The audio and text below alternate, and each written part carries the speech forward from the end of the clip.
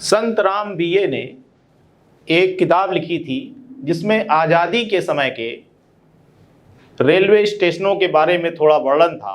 और तब उन्होंने लिखा कि किसी ट्रेन के रेलवे स्टेशन पर आने के बाद जो हरकारे पानी लेकर दौड़ते थे वो कहते थे हिंदू पानी मुसलमान पानी। तो एक दिमाग में ये भी बात आ रही थी कि केवल हिंदू पानी या केवल मुसलमान पानी कह दिया जाए तो उससे भी काम बन सकता था, लेकिन तब समानता को ध्यान में रखते हुए यह निर्देशित था कि दोनों ही पानी के बारे में आवाज लगाई जाए, हिंदू पानी मुसलमान पानी। और कुछ लोग उसमें यह भी पूछ लेते थे कौन सा हिंदू पानी।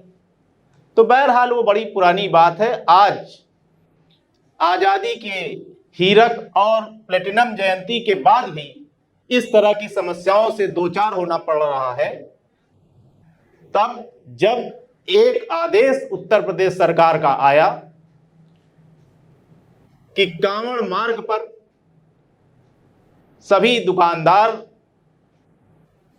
अपनी नाम पट्टिका लगाएं, अपनी दुकान का नाम रखें।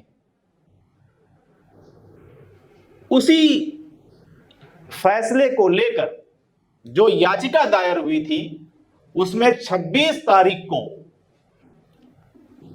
उत्तर प्रदेश सरकार ने अपना पक्ष रखा सुप्रीम कोर्ट के समक्ष, और सरकार ने अपने दायर हलफनामे में जो तर्क रखे वो इस प्रकार थे कि कांवड़ यात्रियों की धार्मिक भावनाओं के आधार पर हमने ये फैसला लिया था जिससे उनकी धार्मिक भावनाएं आहत ना हो, शांतिपूर्ण समापन हो सके कांवड़ यात्रा का, और पारदर्शिता हो कि कोई व्यक्ति क्या खा रहा है, कहां से खा रहा है।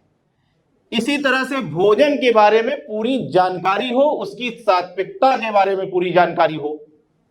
और अपने हलफनामे में यह भी सरकार ने कहा कि व्यापार व्यवसाय पर कोई प्रतिबंध जैसा निर्देश नहीं है, और यह भी कहा कि इसे स्वेच्छा से कहा गया था लगाने के लिए।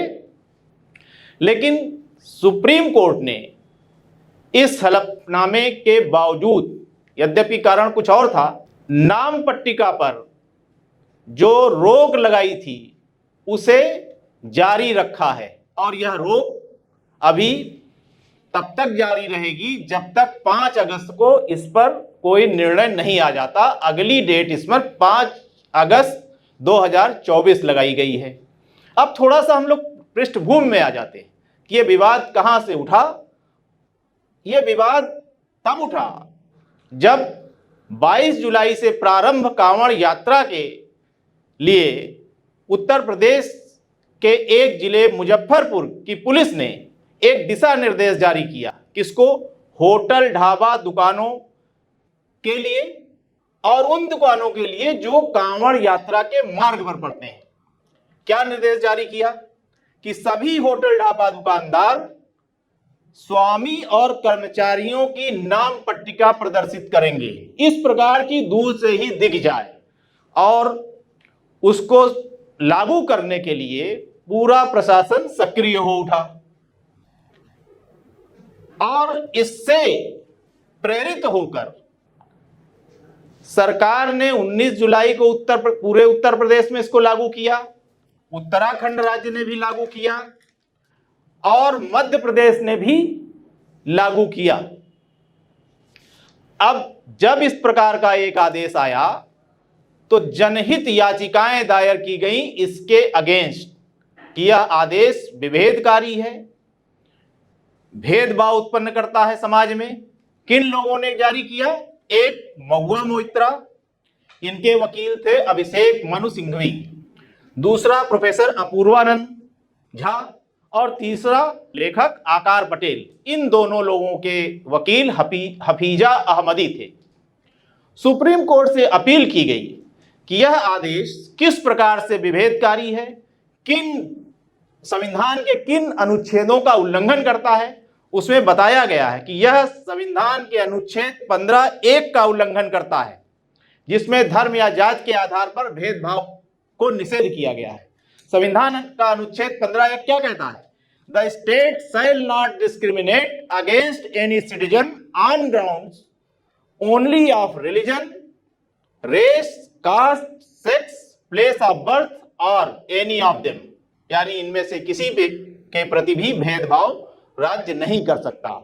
दूसरी बात जो कहा गया याचिका में कि यह अनुच्छेद 21 यानी निजता का अधिकार का हनन करता है। इससे किसी भी दुकानदार के निजता के अधिकार पर प्रभाव पड़ेगा, उसको अपनी पहचान प्रदर्शित करनी होगी। दूसरा, अभिव्यक्ति की स्वतंत्रता यानी अनुच्छेद 19(1)(a) भी प्रभावित होगी किसी व्यक्ति की, क्योंकि अभिव्यक्ति की स्वतंत्रता में अभिव्यक्ति ना करने की स्वतंत्रता भी शामिल है, यानी वो खुलासा करने के लिए बाध्य नहीं है, चाहे तो करे और चाहे तो ना करे। इसी तरह से व्यवसाय की स्वतंत्रता अनुच्छेद 19(1)(g) यह भी प्रभावित होती है, यानी व्यापार व्यवसाय की स्वतंत्रता का उल्लंघन होता है इस आदेश से। और एक और धारा का उल्लंघन अनुच्छेद 17 के तहत जो प्रतिबंधित है अप्रेष्यता, वो भी यहां पर आयत हो जाएगी, यानी अप्रेष्यता को बढ़ावा मिलेगा जिस पर कि प्रतिबंध है। जब नाम प्रदर्शित किया जाएगा तो उसमें दलित का भी नाम प्रदर्शित होगा, तो बहुत से लोग अप्रेष्यता के आधार पर वहां नहीं जाएंगे, तो इससे अप्रेष्यता को बढ़ावा मिलेगा। अब जब इन बातों को रखकर याचिकाएं दायर की गई, किसके बेंच में? जस्टिस ऋषिकेश राय और जस्टिस SVN भट्टी की खंडपीठ है, 2 जजों की। उन लोगों ने कई सवाल जवाब किए, कुछ कसौटियों पर इसको कसा। किन कसौटियों पर?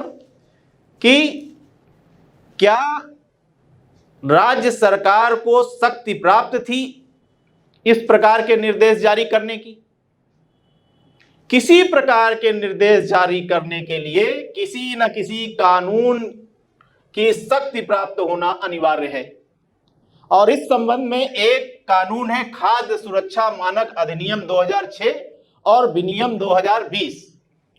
यह क्या कहता है? यह भोजनालयों का नाम स्वयं के नाम से रखने का निर्देश नहीं देता। खाद्य पदार्थों पर कैलोरी और शाकाहारी या मांसाहारी की लेबलिंग का निर्देश तो देता है, लेकिन किसी भोजनालय का नाम स्वयं के नाम पर रखने का निर्देश नहीं देता है। इसी तरह से स्ट्रीट वेंडर एक्ट 2014 भी इस प्रकार की कोई शक्ति राज्य सरकार को नहीं देता है। और प्रायः इस प्रकार के जो आदेश होते हैं, धारा 144 जो आईपीसी अधिनियम 1860 या नया अधिनियम भारतीय नागरिक सुरक्षा संहिता की धारा 163 है, उसके तहत त्वरित कार्रवाई के लिए जारी किए जाते हैं। कानून व्यवस्था के नाम पर या किसी कार्य को करने या ना करने के लिए राज्य सरकार के अधीन कोई मजिस्ट्रेट इस बात को जारी कर सकता है। लेकिन इस कानून के तहत किसी कार्य को करने या न करने के लिए सुप्रीम कोर्ट का जजमेंट है कि 2 कसौटियों पर इसको कसा जाना चाहिए। नंबर 1, क्या किसी कानून के तहत ऐसा अधिकार है किसी कार्य को करने या उससे विरत रहने का निर्देश जारी करने का, या फिर क्या कार्रवाई संगत है? दूसरी बात, क्या कार्रवाई तर्क संगत है? यदि कार्रवाई तर्क संगत हो और किसी कानून के तहत शक्ति प्राप्त हो, तभी ऐसा धारा 144 के तहत निर्देश दिया जा सकता है।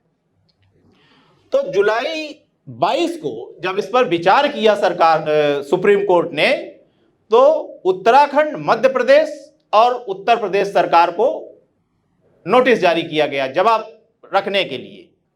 26 जुलाई को उसी दिन अगली तिथि निर्धारित की गई, और जैसा कि हम बताया हमने कि 26 जुलाई को तीनों सरकारों ने अपने जवाब रखे।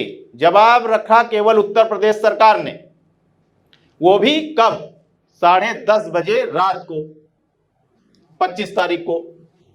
25 तारीख को 10:30 बजे रात को अपना जवाब दाखिल किया, जिसमें उन्होंने वो बातें कही जिसको प्रारंभ में मैंने बताया। और उत्तराखंड सरकार ने कहा मुझे 15 दिन का समय चाहिए, और मध्य प्रदेश सरकार ने कहा हमारे यहां तो ऐसा कोई निर्देश ही नहीं जारी किया गया।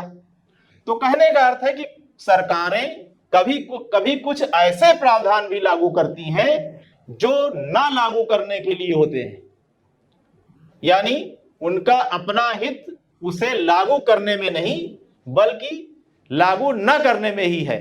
तो इस तरह से अब इसका निपटारा या निर्धारण तो 5 अगस्त को ही हो पाएगा, और तब तक आधी कांवड़ यात्रा गुजर चुकी होगी और इसकी तर्क संगतता भी आधा समाप्त हो चुकी होगी, और हो सकता है कि एकाध तिथि आगे बढ़ जाए तो इसे लागू करने की या इस पर विचार करने की आवश्यकता ही ना रह जाए। Thank you very much.